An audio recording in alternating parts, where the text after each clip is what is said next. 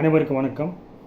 அதிபர் ட்ரம்ப் மீண்டும் ஒரு முறை ரஷ்யாவிலிருந்து எண்ணெய் இறக்குமதி செய்வதை இந்தியா இனிமேல் நிறுத்திவிடும் என்று ஒரு வார்த்தையை அவர் பேசியிருக்கிறார். எந்த இடத்தில் எப்பொழுது பேசினார் என்பது முக்கியத்துவம் வாய்ந்தது. அதாவது உக்ரைன் அதிபர் ஜெலன்ஸ்கி தற்பொழுது வெள்ளை மாளிகையில் வந்து ட்ரம்பை சந்தித்தார்.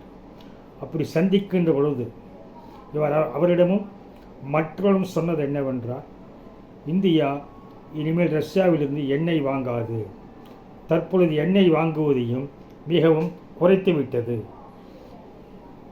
இது குறித்து எனக்கு தெரியும், எனவே இது உடனடியாக நடக்காவிட்டாலும் சில நடவடிக்கை மூலமாக இது நடந்து வருகிறது என்று ட்ரம்ப் கூறியது உண்மைதானா என்று கேள்வியானது எழுந்துள்ளது. ஏனென்றால் ட்ரம்ப் இதை தன்னிடம் மோடி சொன்னதாக அவர் எந்த இடத்திலும் சொல்லவில்லை. ஆனால் அவராகவே இதை சொல்லியிருக்கிறார். அது ஜெலன்ஸ்கி வந்ததால் அவர் முன்னிலையில் சொல்லி அவரை ஒரு திருப்திப்படுத்த முயற்சி செய்திருக்கலாம். உடனடியாக இந்தியாவின் வெளியுறவுத்துறை அமைச்சகமானது ட்ரம்புக்கும் மோடிக்கும் இடையே எந்த விதமான பேச்சும் நடக்கவில்லை என்று தெளிவுபடுத்தியிருக்கிறார்கள். அது மட்டுமல்லாமல் இந்தியாவின் நலன்களை பாதுகாக்கவும், இந்திய மக்களின் நலன்களை பாதுகாக்கவும், இந்தியாவில் பெட்ரோல் விலை நிலையாக இருக்க வேண்டும் என்பதற்காகவும் தான் நாங்கள் சர்வதேச சந்தையில் எங்கு விலை குறைவாக கிடைக்கிறதோ அங்கு எண்ணெய் வாங்குகிறோம்.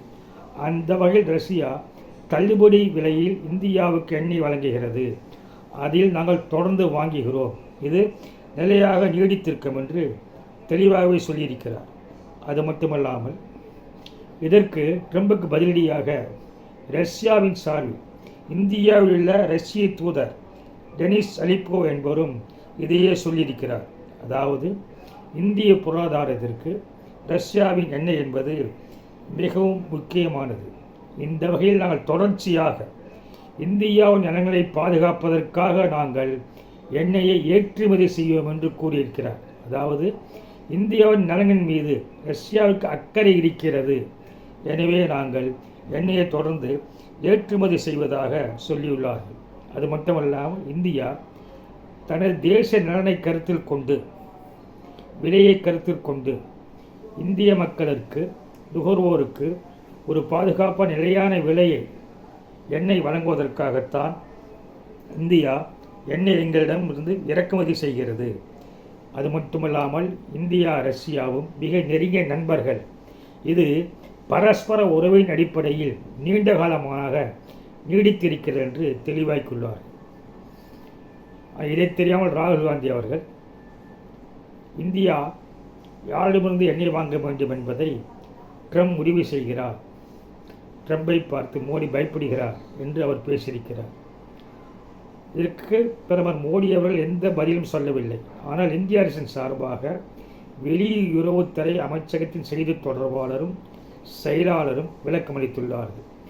ஒருவேளை பிரதமர் மோடியும் ட்ரம்பை போல ட்ரம்ப் எதுவும் சொல்லாமல் இருந்த நிலையில் அவரும் சொல்லியிருக்கலாம், ஒருவேளை நாங்கள் எண்ணெய் ரஷ்யாவிலிருந்து இறக்குமதி செய்வதை நிறுத்தினால் இந்தியாவின் மீது போடப்பட்ட இறக்குமதி வரி 50% ட்ரம்ப் தள்ளுபடி செய்வார் என்று சொல்லியிருந்தால் ட்ரம்பின் நிலைமை என்னாகி இருக்கும். அதேபோல் இந்தியாவிலிருந்து வேலைக்கு செல்கின்ற ஊழியர்களுக்கு H-1B விசா கட்டணத்தில் சலுகை வழங்கப்படும் என்று அவரும் சொல்லியிருந்தார் என்று மோடி சொல்லியிருந்தால் நிலைமை என்ன இருக்கும். இது கொலாயடி சண்டையில் போய் முடியுமே தவிர தீர்வுக்கான வழி இல்லை. எனவே ராஜதந்திரத்தில் ஈடுபடுகின்ற ஒரு பிரதமர் எப்பொழுதும் இந்த மாதிரி பேசவே மாட்டார். அதனால் அவர் பேசுவதில்லை. ட்ரம்ப் செய்தது என்ன? பிரதமர் மோடி எப்பொழுது தனக்கு அலைபேசியில் பேசினார், எத்தனை மணிக்கு அழைத்தார், என்னென்ன பேசினார் என்பதை அவர் சொல்லியிருக்க வேண்டும். அப்படி எந்த விவரத்தையும் ட்ரம்ப் சொல்லவில்லை. அதாவது ட்ரம்ப் ஆடியது என்னவென்றால் ஒரு போங்கு ஆட்டம் என்பார்கள், அந்த மாதிரி ஒரு ஆட்டத்தை ஆடி பார்க்கலாம் என்று அவர் திட்டமிட்ட ரீதியில் ஒரு தீயை கொளுத்தி போட்டுள்ளார். அதாவது கொளுத்தி போடுவது என்று சொல்வார்களே, அப்படி ட்ரம்ப் அவர்கள் கொளுத்தி போட்டுவிட்டு வேடிக்கை பார்த்து கொண்டிருக்கிறார். இதற்கெல்லாம் பிரதமர் மோடி அசைந்து கொடுப்பவர் அல்ல.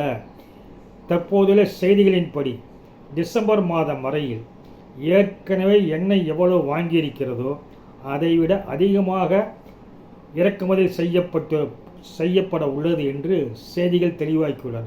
அதேபோல் ஜனவரி, பிப்ரவரி போன்ற மாதங்களுக்கு நவம்பர் மாதத்தில்தான் ஆர்டரான ரஷ்யாவிடம் தரப்படும். தற்போது எண்ணெய் ரஷ்யாவில் வாங்குவதில் எந்த வகையிலும் குறையவில்லை, அதிகமாக இருக்கிறது என்ற தகவலையும் பல்வேறு பத்திரிகை செய்திகள் வந்துள்ளன. இதுவே ட்ரம்பின் மூக்கை உடைத்தது போல் ஆகிவிட்டது. ஏனெனில் இந்திய பத்திரிகைகள் தெளிவாக செய்தி வெளியிடுகின்றன. ரஷ்யாவிலிருந்து இறக்குமதி செய்யப்பட்ட எண்ணெயின் அளவானது தற்போது அதிகரித்துள்ளது. ட்ரம்ப் எப்பொழுதுமே இந்தியாவுடன் மோதி தன்னுடைய மூக்கை உடைத்துக் கொள்வதே வழக்கம். மீண்டும் ஒரு முறை ட்ரம்பின் மூக்கு உடைபட்டு விட்டது என்பதே உண்மை.